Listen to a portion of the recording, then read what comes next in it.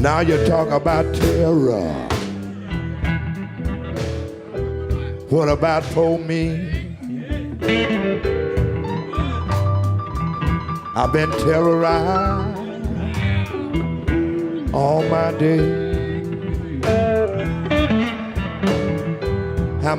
All my day.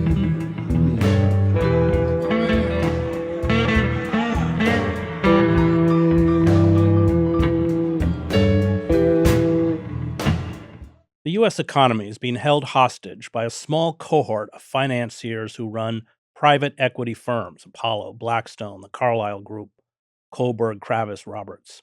These equity firms buy up and plunder businesses, piling on debt, refusing to reinvest, slashing staff, and often driving companies into bankruptcy. The object is not to sustain businesses, but to harvest them for assets to make a short-term profit. Those who run these firms, such as Leon Black, Henry Kravis, Stephen Schwartzman, and David Rubenstein, have amassed personal fortunes in the billions of dollars. The wreckage they orchestrate is taken out on workers who lose jobs or see salaries and benefits slashed, taken out on pension funds that are depleted because of usurious fees or abolished, and on our health and safety. Residents of nursing homes, for example, owned by private equity firms, experience 10% more deaths because of staffing shortages and reduced compliance with standards of care. Private equity owns hospitals and has created a health crisis. Nursing shortages have contributed to 1 of every 4 unexpected hospital deaths or injuries caused by errors. The private equity firms do not serve patients, but profits. They have closed hospitals, especially in rural America. They cut back on stockpiles of vital medical devices, including ventilators and personal protective equipment. In 1975, the U.S. had about 1.5 million hospital beds and a population of about 216 million people. Now, with a population of over 330 million people, we have around 925,000 beds.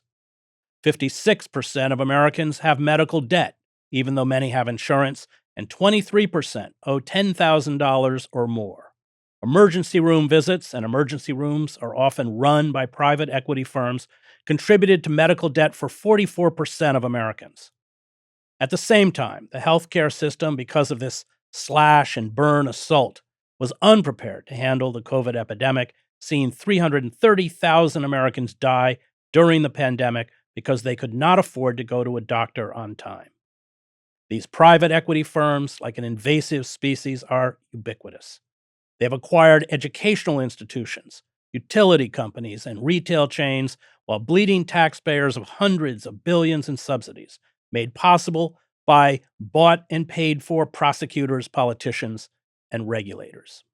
Joining me to discuss private equity firms and their assault on the economy is the Pulitzer Prize-winning journalist Gretchen Morgenson, who, along with Joshua Rosner, wrote, "These Are the Plunderers: How Private Equity Runs and Wrecks America." Let's begin with what they are. They've just rebranded themselves, but I'll let you start. Well, Chris, these are the old takeover titans that we started to learn about in the 80s. R.J.R. Nabisco was the big deal that focused everyone's attention on them. And they just rebranded themselves, as you said, into something called private equity. A little bit more genteel, sounds like it actually might be fair, equity being that word.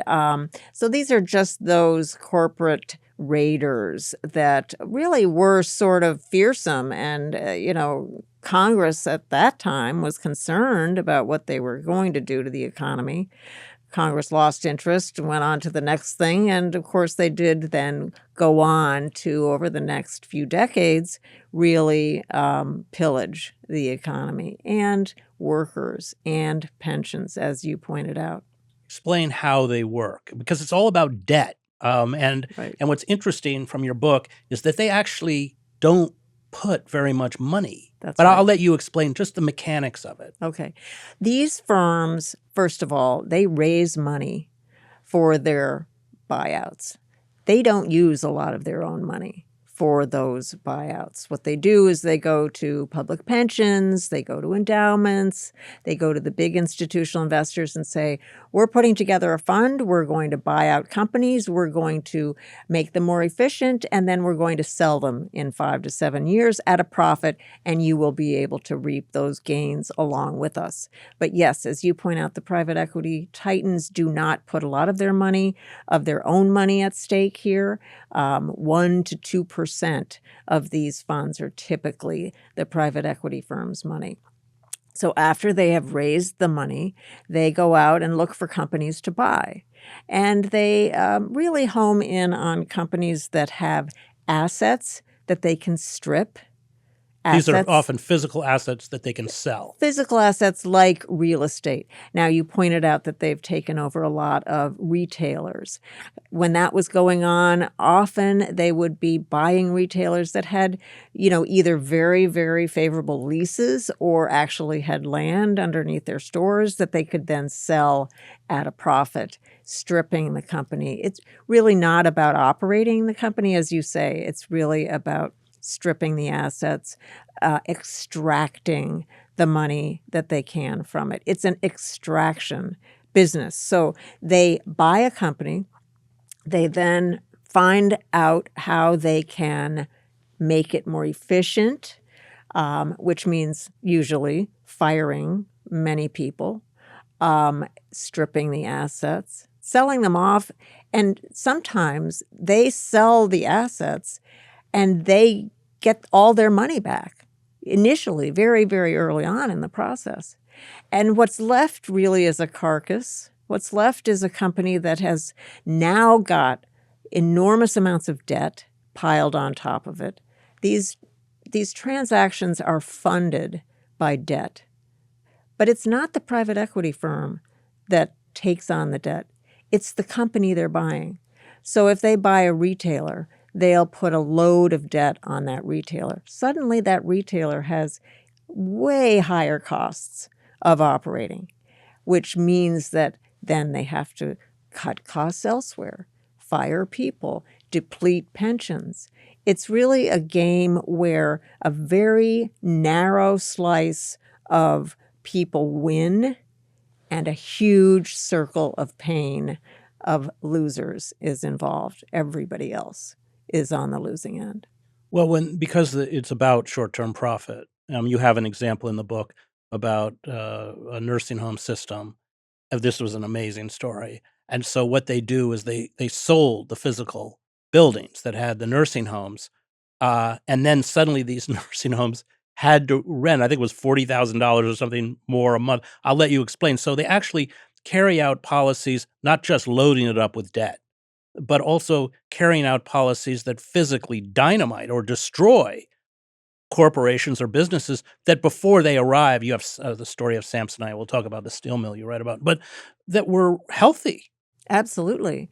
So the nursing home company that you were talking about, Manor Care, it was very well run. The reason that the acquisition was made, and this was Carlile Group, which is one of the top private equity firms. And let me just interrupt, because as you point out in the book, they, like James Baker, they pull in heavyweight political figures once they're out of office to run these groups. Carlile, unlike the other firms, which are located in New York and are the Wall Street type of folks, Carlile is a much more, it's based in Washington, and it's much more politically astute. And as you say, there's a revolving door with government officials, very high-powered government officials. Anyway, they bought Manor Care. It was a very well-established, well-run national nursing home company. They immediately sold the land under the nursing homes and made the nursing homes pay rent. They took out the equivalent of what they had put into the company. They received that when they sold the land. So they were free and clear. Everything after that became gravy for them. So they really weren't concerned about, the profits. They were already in the money, as they say. But the company, the nursing homes, suddenly had to pay exorbitant rents. And that meant that something else had to give. And ultimately, what ended up happening was an enormous Medicare fraud that was designed to really overcharge Medicare for services to these residents. And the stories are absolutely gut-wrenching. There were some whistleblowers who came forward talking about what they were seeing, and the DOJ took the case, but then blew the case. But some of the tales that these whistleblowers told about forcing aged, frail, ill residents to go through, incredible rehabilitation that they didn't need in order to bill Medicare for these processes. It was just shocking. Well, you see that you write about the ER, what do they call surprise bills? I can't Right. remember the term Yes, you used. right. They will hospitalize people who don't need it. It's all about money. And then, of course, the care is substandard because the staffing is cut. That's right. That's right. So ultimately, Manor Care was driven into bankruptcy by the people that bought it, but they didn't lose because they had done this transaction to buy the land underneath all of the nursing homes. You call these private equity firms, these are your words, money spinning machines. Before we go into specifics, talk about, because the amounts are staggering. Maybe we can talk about the charming, is it Leon Black? These people are bringing in personally, these figures, billions upon billions of dollars. Talk about the amount of money they're generating. The net worths of the people running these companies are in the tens of billions.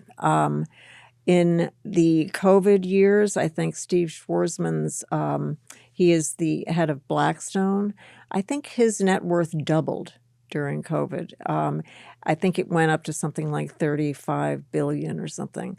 Anyway, these companies extract enormous fees for their operation. They extract fees from the pension funds that invest with them. Well, I just from want to the interrupt you because endowments. the deal is they get the pension funds to invest because supposedly the pension funds will make a profit. Right. But then, as you read in the book, they force the pension funds to pay them management fees. Right. And you have cases in the book where they're not even doing anything. Right. But I think, if I remember, they're pulling like 10%. I mean, a lot of money. And these pension funds, in the end, don't actually make a profit. Many times they don't. Sometimes they do. So the rule of thumb is called 2 and 20. So they'll get 2% of the assets under management as a management fee every year, and then 20% of the gains that they make. And so this has translated really into a billionaire-making machine for these guys that run these firms. And yes, it's really staggering when you pull back the curtain on some of their practices. One of them that's really, really outrageous is when they buy a company, they will often install people on the board of the company to, watch over it, to make sure that they're going in the right direction, for them anyway, not for the company necessarily. And they will charge them fees over a period of time for their management expertise. Okay, these fees are generally contracted on a 10-year life, but many of these deals they end up selling between 5 and 7 years. That's the goal, as you pointed out, the short-term nature of this. And so, but the company has to pay for the full 10 years of the fees that the private equity firm is charging them. And that's money for doing nothing. That's just one of the tricks of the trade that they do to generate billions of dollars for themselves while they're really, really impoverishing so many other people. You write that they operate in secrecy with hidden ties to companies they control. The wreckage they leave behind is often difficult to track back to its origins. And I just want to raise another point that you do in the book. And I thought it was important that many Americans who are being assaulted this way, they know something's wrong, but they don't quite know what is wrong. And I think it's tied to this almost invisible hand. But explain that, and then I want you to talk about their political clout because it's significant. They get the tax breaks. They corrupt the system enough to essentially grease the skids for them to continue to operate. Absolutely, absolutely. So the secrecy is important. One of the reasons that we wanted to write this book is to let people know how pervasive this business model is. Well, you write at one point that all of us, although we don't know it, are engaging with private equity firms. Yes. But so talk about how extensive it is, and then talk about that secrecy too. I mean, it's I write in the book, the coffee and donut that you pick up on the way to work, the child care entity where you drop your son or daughter off, the nursing home where your mother or father lives. I mean, it is cradle to grave. Literally, you're impacted by private equity. But you don't know it because these are just companies that they're buying and selling, but you don't know who the real owner is behind the scenes. And they like it that way. They want to keep it that way because they operate best in secrecy. They're private companies. They don't have to make filings to the Securities and Exchange Commission. And so a lot of the business and a lot of their practices are hidden from view. And that is by design. One of the things that I think could improve our perception or educate people about how pervasive private equity has become is to force these firms to identify themselves as the owners. So it should be the Carlile nursing home or the Blackstone donut shop or whatever, just so you are aware of who you're dealing with and whose, pocket you're putting your money into. Now, the secrecy is one thing. The political clout is, as you say, immense because they have so much money. I mean, their tax treatment is an outrage, and many presidents have tried to change it, but have not been able to do so. Explain what it is, what the tax break. So their fortunes are enhanced by the fact that they pay a fraction of what you and I pay on our incomes every year because it's called carried interest. It's not considered ordinary income. The ordinary income tax rate is up to 35%. What these people pay is around 21% on the income that they receive from their operations.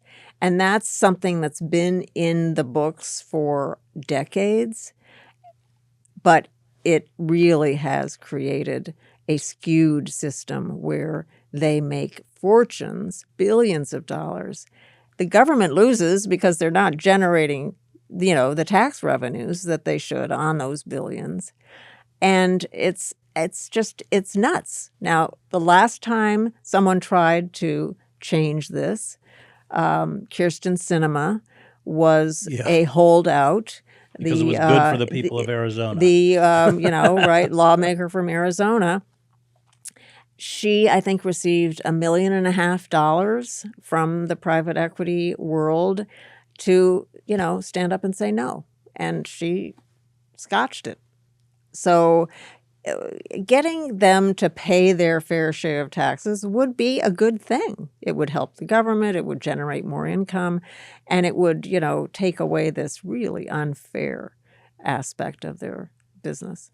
You write, routinely lionized in the financial press for their deal-making and lauded for their charitable giving, these unbridled capitalists have mounted expensive lobbying campaigns to ensure continued enrichment from favorable tax laws. Hefty donations have won them positions of power on museum boards and think tanks. They've published books on leadership extolling, quote, the importance of humility and humanity at the top while eviscerating those at the bottom. Their companies arrange for them to avoid paying taxes on the billions in gains that their stock holdings generated. And of course, they rarely mention that the companies they own are among the largest beneficiaries of government investments in highways, railroads, and primary education, reaping massive perks from subsidies and tax policies that allow them to pay substantially lower rates on their earnings. These men are America's modern age robber barons, but unlike many of their predecessors in the 19th century who amassed stupefying riches by extracting a young nation's natural resources, today's barons mine their wealth from the poor and middle class through complex financial dealings. These people not just control politicians, but they serve in government. You have several examples of that. So explain a little bit about how they dominate the political system. Well, Jay Powell, our head of the Federal Reserve Board, he was a Carlile executive. They're really everywhere. Again, it's this pervasiveness. But even if they're not on the job, say, in the government, they are behind the scenes, absolutely manipulating outcomes so that their businesses will benefit. It's pretty. They're so powerful and so wealthy, and you know, Chris, better than anybody, how money is so central, unfortunately, to how our government works. You just have not had enough attention to this. This basically this wealth grab by these people. The one thing we did have, it was so the activity, the practices were so outrageous that it actually got Congress to act, and that was on the surprise medical bills that you mentioned a bit ago. This was a creation, the brainchild of a company called Envision, which is owned by KKR. And what Envision did was it went into emergency departments and started running many of those emergency departments in a hospital. It wouldn't own the hospital, but it ran the emergency departments. And Envision decided that what they could do is they could make the emergency department be a separate entity outside of the insurance coverage that the hospital's patients would normally have. So you're in your town, you go to the emergency department, you've broken your arm or whatever, you naturally assume that your insurance, which covers your normal hospital, whatever stay or treatment, you naturally assume it's going to cover your emergency department bill. Well, Envision carved themselves out of that so that you would have to pay more. And this was something that was so, crazy and impossible to think that it could happen, that Congress actually did something about it and changed and curbed the practice. They didn't eliminate them, but they curbed it. And guess what? Envision went bankrupt after that because its business model required them. Its business model was based on ripping people off. I want to talk about several cases, including that heartbreaking case of the girl and woman who needs constant medical care, but people have to get the book. But let's talk about in detail Narranda Aluminum. So Narranda was a company that had a very profitable, very well located aluminum smelter on the banks of the Mississippi River in the Boot Heel region of Missouri. Not a wealthy part of the country, but this was a company, this was a smelter, aluminum production that had 2,500 jobs, well-paying jobs, good benefits, health care, and the company had been there for many, many years, and this was a well-established smelter doing a tremendous business on the Mississippi. They could deliver their aluminum all up and down the country. Great, great company. Apollo comes in and buys it. And they promise that. Let me just interrupt you. Yes. When a private equity firm like Apollo comes in to buy it's not always the case that the company is looking to sell. Is that correct? Well, the company has to be willing to sell. But aren't they able to pressure companies to sell against their will or not? Well, it depends. Now, usually it's about money. So if it's a public company that has publicly traded shares and the shareholders are the ones who will then make the decision about whether the acquisition is made, generally what happens is that the company, that the shareholders say, great, I'm going to get a windfall. I'm going to get whatever premium to whatever the stock price was trading at when the acquirer comes in and says, I'll pay you $10 more a share. So generally speaking, the shareholders say, yay, let's do it. Let's do the deal. When it's a private company, you're then talking about persuading whomever owns it that they are better off taking the money and running. But it's almost always a premium they're paying, and so that gets people's attention, and the owners or the shareholders say yes. So Apollo comes in, they buy the smelter, they promise that they're going to do right by the 2,500 families whose, workers are there, and they immediately load it up with debt. This was a company that did not have a lot of debt. And so it didn't have enormous interest costs. It didn't have to pay those costs. I just want to ask, when they load it up with debt, do they say, okay, these are our assets, and they put the assets, that's how they can get the debt? That's right. Because they're putting the assets up as collateral? Correct.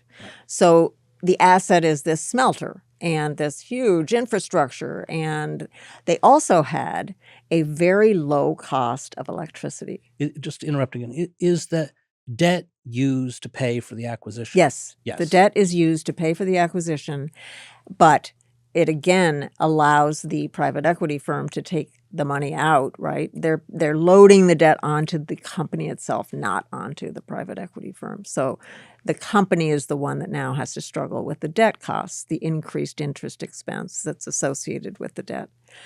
So Narranda, they load it up with debt. Almost immediately, Apollo gets its money out, all of its money out. Which it wasn't that much. Wasn't that much. Maybe even like 6 months or something like that. They were able to extract all their money by putting the debt on the company, okay? So now Narranda is struggling under debt, under this debt load. Apollo then raises more debt. They ultimately make 3 times their money on the Narranda purchase. Meanwhile, the company starts to struggle, and it not goes up, surprisingly. it goes under because it has to service the debt now. It starts to struggle because it has to service the debt.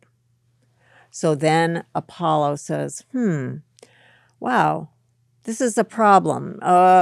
We need to negotiate with the state of Missouri's utility commission to lower our electricity costs, or otherwise we're going to leave. We're going to sell the company, take it somewhere else or something.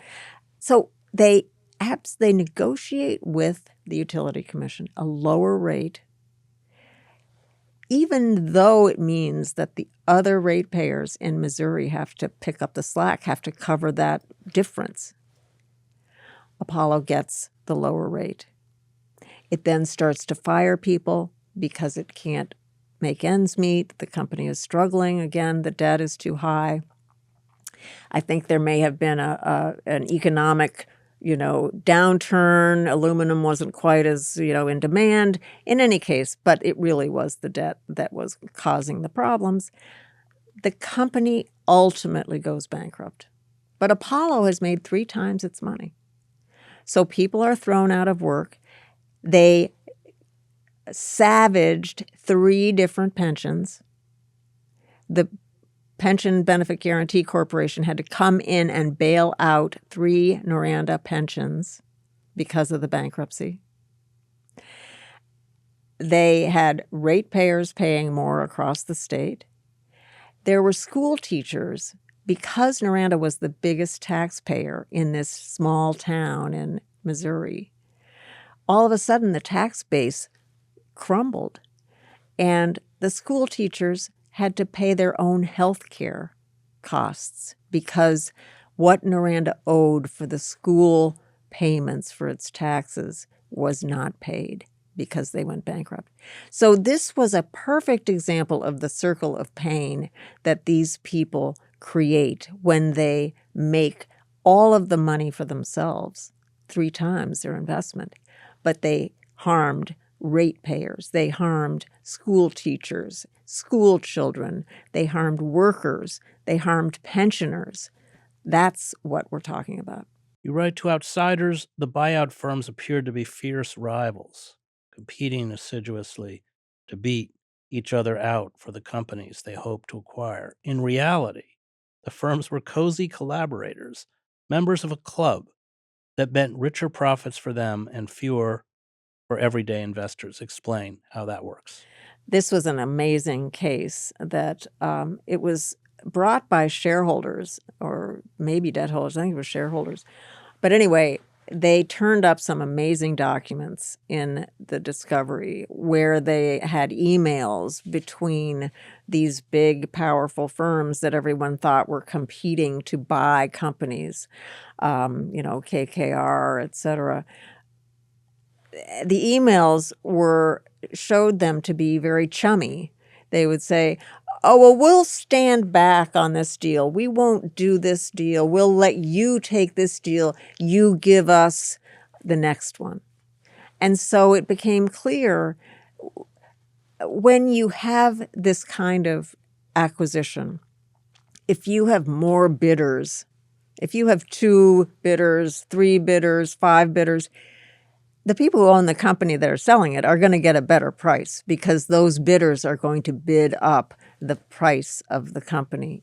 If you only have 1 bidder, they're not competing with anyone else, and they're not going to be raising the cost of the acquisition. So what happened was the shareholders ended up getting less because the other firms had decided not to compete and not to bid up the price. It was collusion that people had not really understood was happening on a regular basis.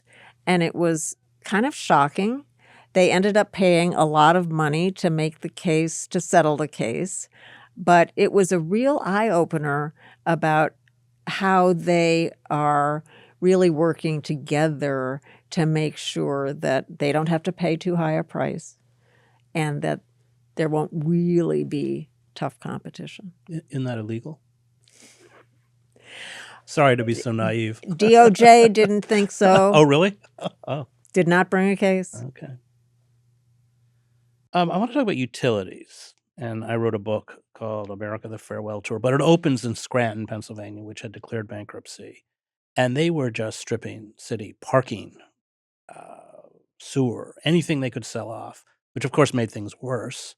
It was a temporary fix, but rates skyrocketed.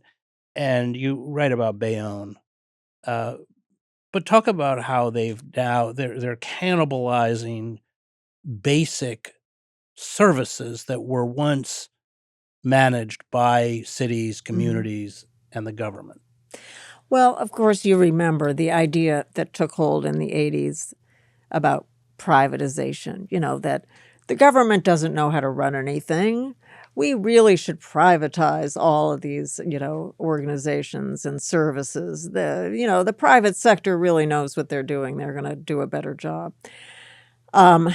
We know that that's not the case, but in any case, these private equity firms do understand that there is money to be made buying into these kinds of utilities that are really necessities. We are not talking about frivolous items, we're talking about water. Okay, so Bayonne, New Jersey, like many, cities in the Northeast, had a decrepit water system. Pipes were bursting. They needed help.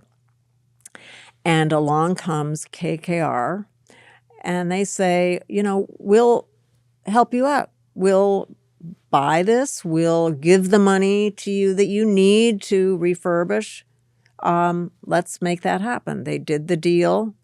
You can well imagine that the people on the KKR side of the table were pretty shrewd operators, and the people on the water utility side of the table were probably not as shrewd. But what ended up happening was that for the people of Bayonne, New Jersey, which is a working class town, not a wealthy town, their water rates skyrocketed.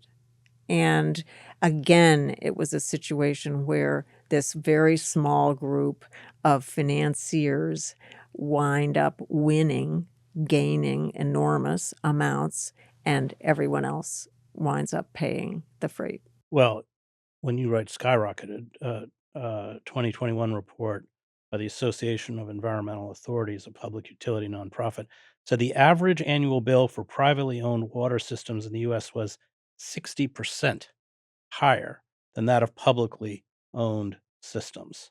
And in privatized arrangements, low income households spent 1.55% more of their income on water. So these rate hikes are staggering. I mean, they're very, very high and crippling. Crippling. And it's not like you can say, okay, well, let's not drink any water today. Let's not use water to, cook our food, wash our clothes, do our dishes. Not a frivolous item. So let's talk about the social cost. And I think we've talked in a kind of microcosm, but what's it doing to the national economy? How is it affecting us globally?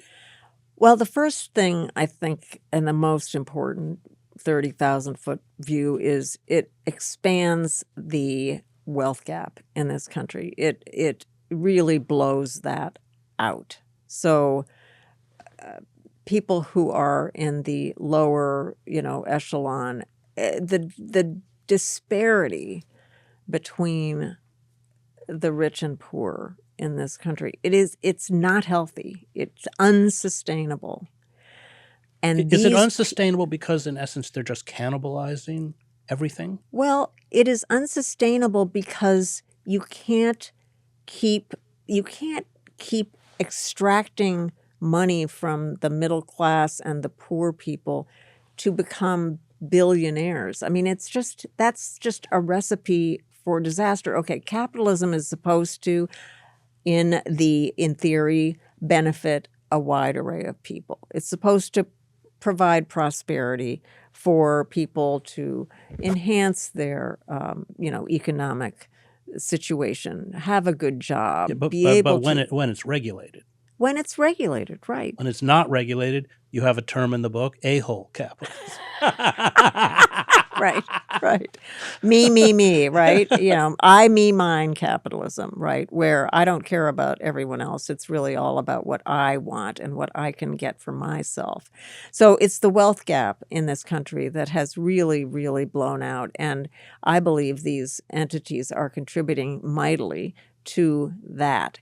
Now, then when you get lower down, that's the 30,000-foot view. When you get lower down, you have these, situations where people are actually personally affected by this, whether it's because the tax base in their town disappears because a company goes bankrupt. That means the taxpayers have to, make up the difference. Whether you're talking about a nursing home where people die more frequently, whether you're talking about pensions that are depleted because of this, meaning your retirement is going to be less prosperous than you had hoped it would be.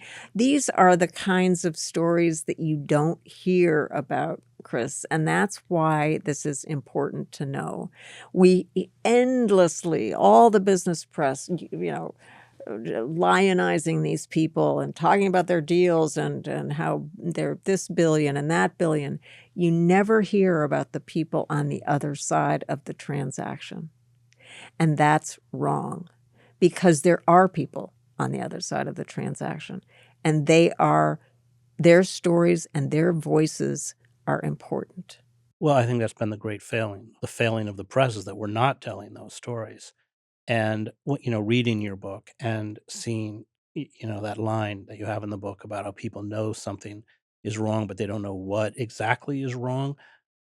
I really read that as, I think, a huge factor in the rise of a figure like Trump. I don't know Yes. how you feel. Yes, I agree 100%. They don't understand finance, and yes, the financiers make it complex for a reason. They hide behind the complexity. They hide behind the secrecy. They hide behind the fact that you don't know that they own the companies. Um, people. I'm not blaming people for not understanding it, not knowing what the problem is, because it is hidden from view, and it is. They do that on purpose.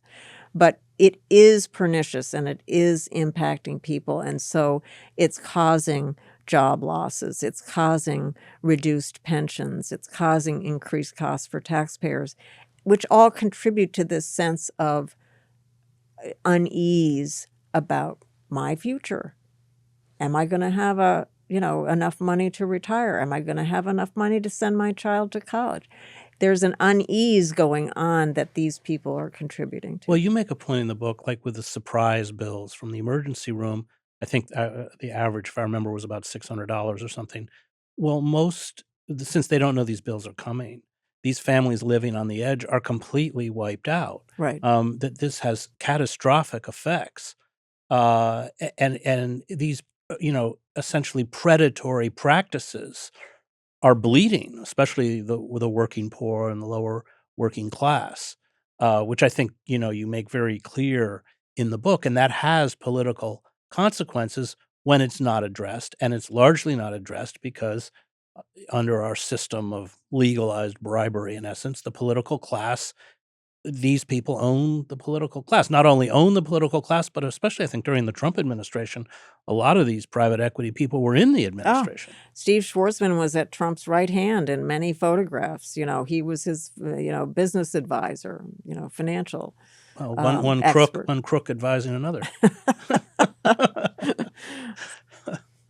Great. All right. Thanks. That was Pulitzer Prize winning journalist Gretchen Morgenson, author of These Are the Plunderers, How Private Equity Runs and Wrecks America. I want to thank the Real News Network and its production team, Cameron Granadino, Adam Coley, David Hebden, and Kayla Rivera. You can find me at chrishedges.substack.com.